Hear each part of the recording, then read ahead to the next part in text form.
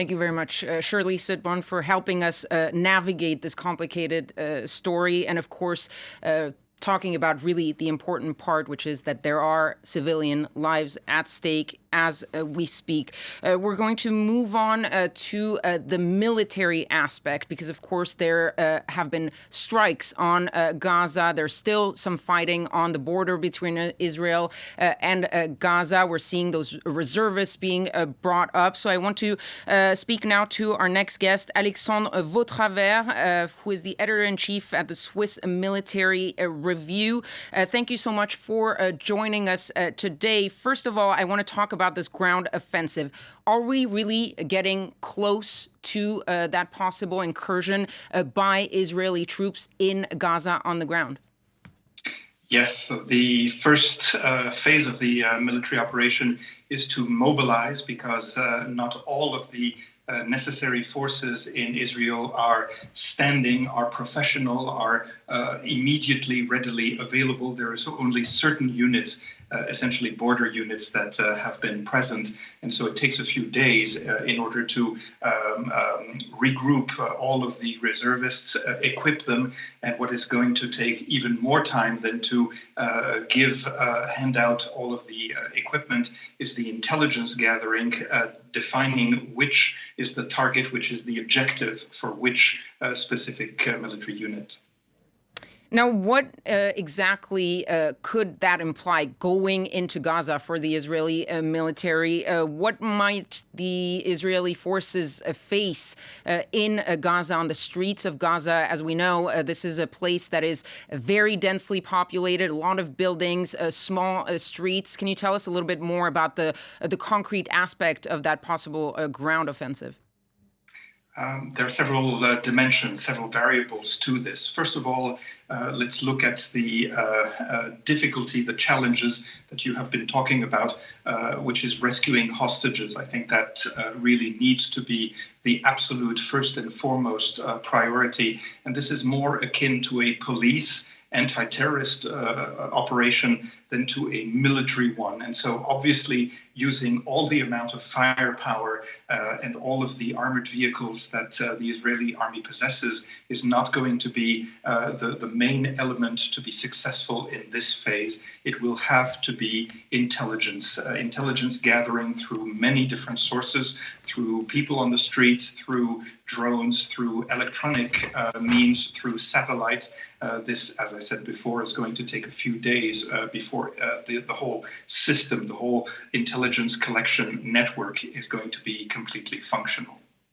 You mentioned the question of the hostages, and we have seen, of course, Hamas saying that they would start killing those hostages if the Israeli forces continue to strike without warning on civilian areas.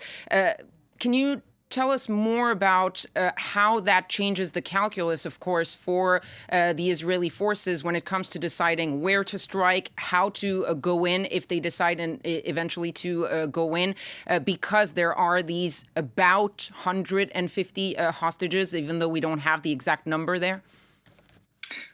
Okay, I will have to say that I'm very pessimistic, because yes, it will probably be possible to go in and rescue and release a certain number of these hostages.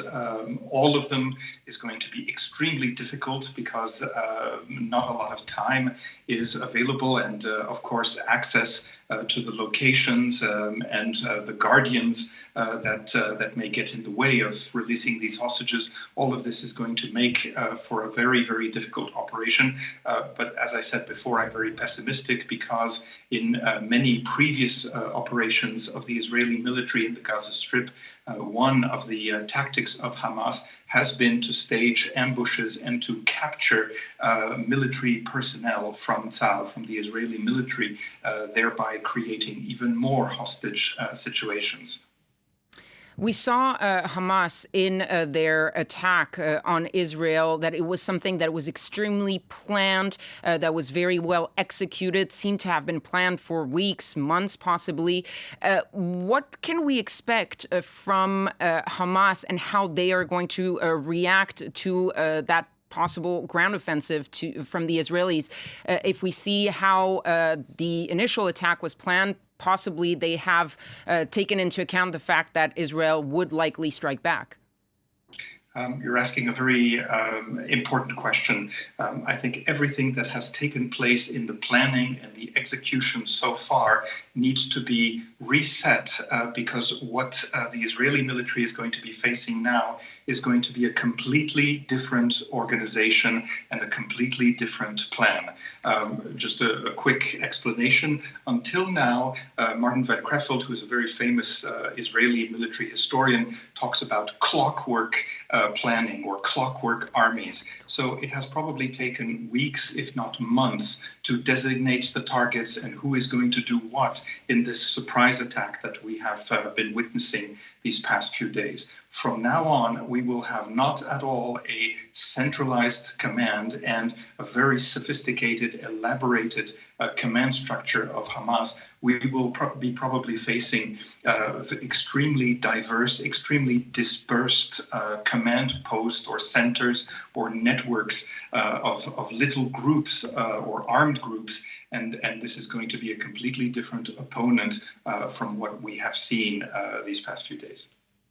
Now, of course, our focus right now is obviously on Hamas, on Gaza, but there is growing worries, growing fears about the possibility of a so-called second front opening to the north. We've seen some skirmishes between Hezbollah and Israel at that northern border with Lebanon. How much of a possibility is that, and how bad would that be for the Israeli army?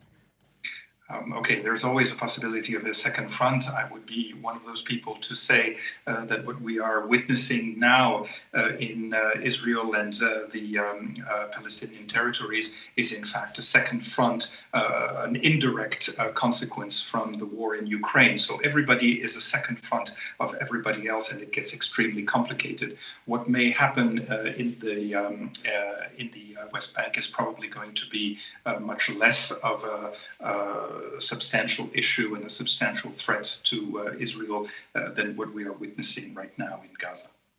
And I'd like to ask you one more question, possibly if you can answer. How important is a U.S. Support, U.S. military support for the Israelis? We heard just a few days ago the U.S. announcing that they were already sending, it's on its way, military assistance, more weapons, more ammunition to the Israeli army. They're also repositioning their forces in the Eastern Mediterranean. It's a show of support, a show of force also in the region. How much does that count right now, given the situation on the ground? There's a political dimension to this. There's a strategic dimension to this. There's also a legal implication with regards to international law. For example, the support of the United States is extremely important to give as much flexibility and options to the Israeli government as possible. And there's a long-standing friendship. At the same time, Alexandre Vautravers, I'm really sorry. I'm going to have to leave it there because we're taking Josep Borrell live. Thank you very much for joining us. Alexandre Vautravers, we're going to go straight now to hear what Josep Borrell, the EU Foreign Policy Chief, has to say.